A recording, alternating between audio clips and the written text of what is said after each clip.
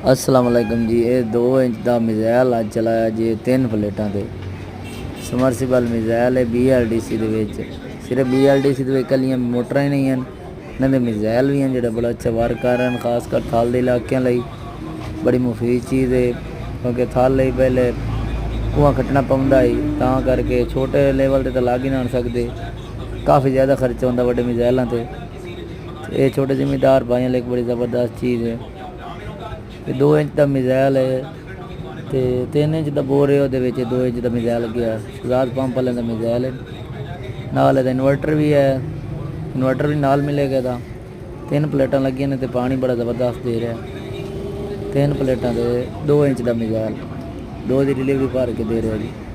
किसी भाई ने दोबारा कोई डिटेल लानी हो तो साथ रबता कर सकते हैं। मिज़ाइल चाहिए हो तो उन्होंने मिल